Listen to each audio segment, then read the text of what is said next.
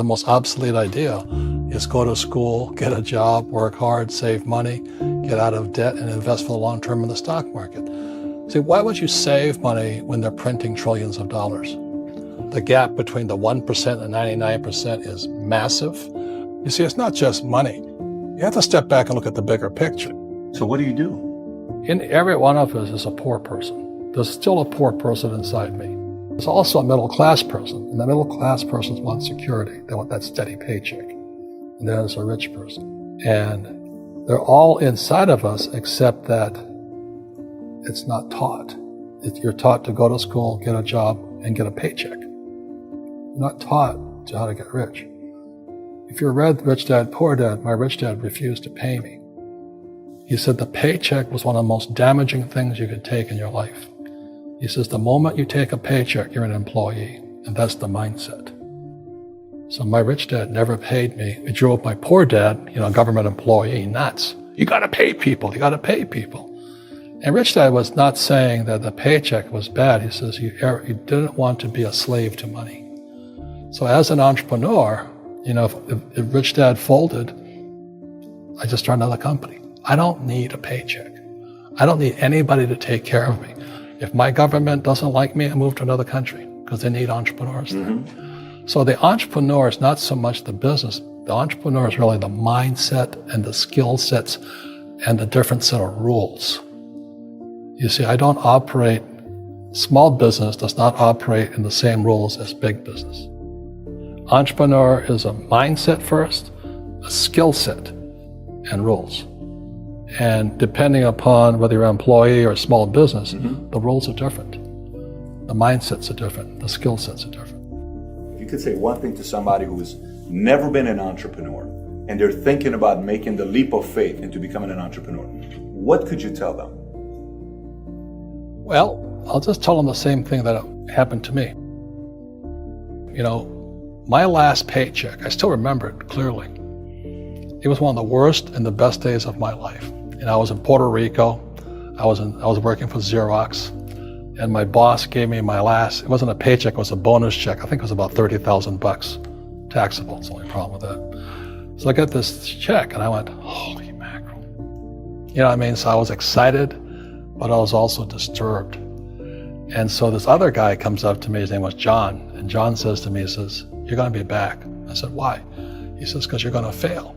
I looked at him and said, look, few expletive words, because that's what he did. He left Xerox, failed, and he came back. And I said, look, you failed and you came back, but I'm going to fail and I'm never coming back. And that's the attitude. Do you know what I mean? If you say, well, if I fail, I'll go back to mommy and daddy, then that's what you'll do. So if you fail, that's when I became an entrepreneur, because I had no money. I had no money for years. I didn't have a paycheck.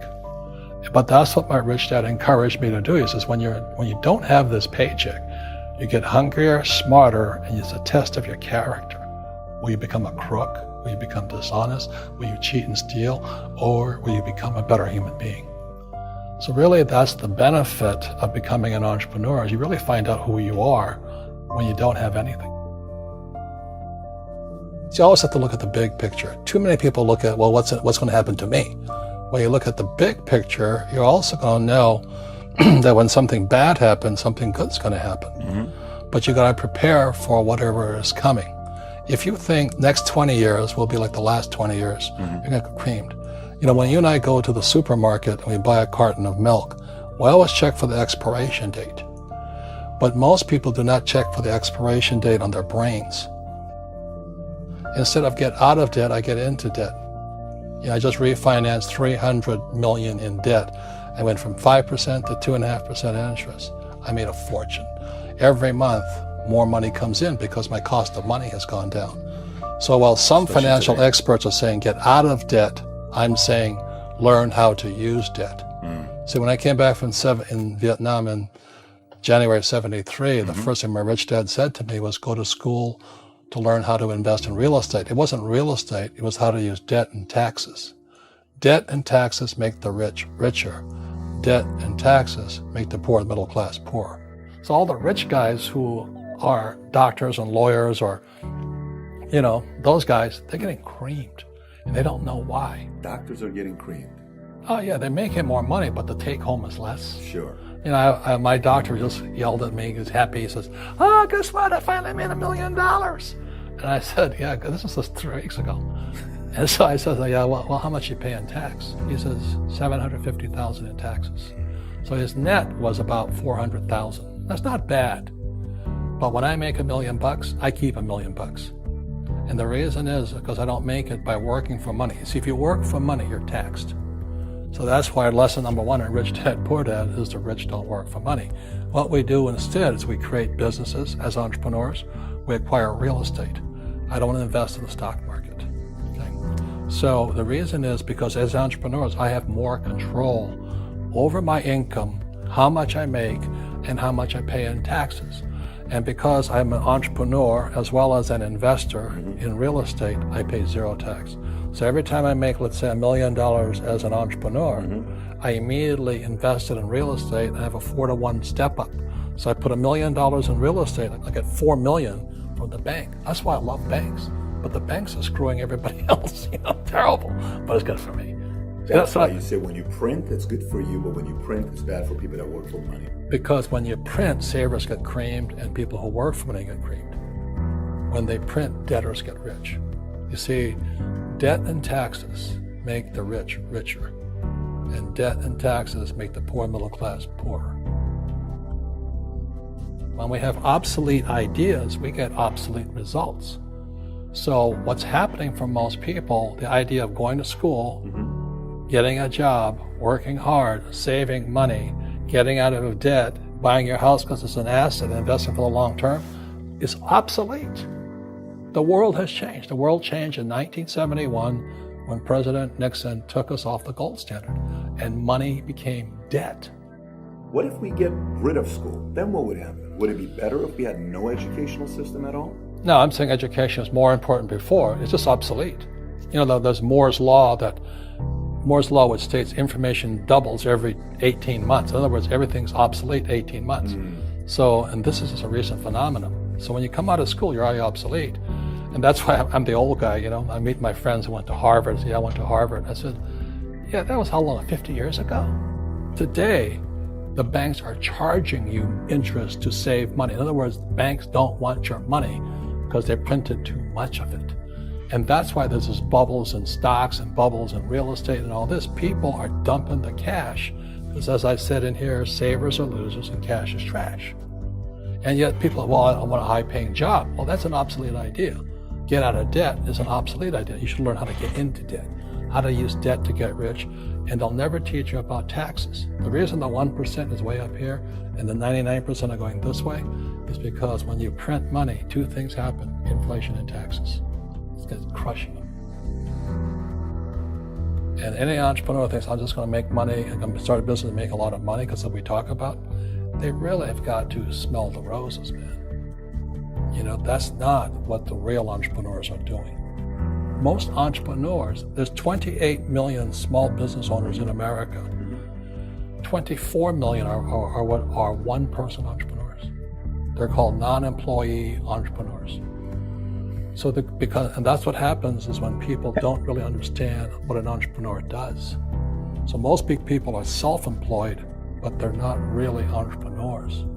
The self-employed pay the highest taxes of all, and nobody tells them that. Yeah, it's also called the entrepreneurial spirit, but what we were actually talking about was there's no such thing as a bad economy. There's external, you and I, we all have an external economy, but we also have an internal economy, and the willpower is to change our internal economy. So for me, I can see the good and I can see the bad, and I don't really give a damn because I'm going to be rich anyway. But a poor person with a poor personal economy, all they're going to see is a bad economy because they don't know how to make money in any economy. And a middle class person, they have a middle class economy. What they want is a nice house and a steady paycheck and the job and the car. And so when you take their job away, to them, that's disaster. Well, since an entrepreneur doesn't have a job anyway, it's no big deal. So all I'm saying to people, and it's what Bucky Fuller taught me, is always 2 sides, you know what I mean? Unity is plural, at minimum 2. So if you think the economy is bad, it's because your economy is bad. If you think that steady, employment is important, then you'll see an economy without jobs. Your economy versus the external economy. What you control versus what you can't control. I can control. Yeah, it's called an internal focus versus an external focus. So the real entrepreneur has an internal focus. That if they fall down, they say, "Oh, this is good, because I'm going to go up higher." The average person will fall down and say, "Oh, I'm going to take some Prozac," or somebody has a mistake. So, "Oh, the mistakes don't matter." Well, mistakes matter. It means you didn't know something. But a real entrepreneur, whether they fall down, they always can go up. They can stand back up and go higher. And no matter what happens to them, they get stronger and better and smarter and happier. But a person with a weak internal mindset is that they're so afraid of what happens, it generally happens. Like, people who are afraid of losing their jobs, they generally lose their jobs. You know what I mean? Yeah. So everything you can comes through you. Yeah, so the entrepreneur first job is to control inside here, not outside there. The moment you take that paycheck, you're an employee. You've got to be stronger than that. It's about inside control.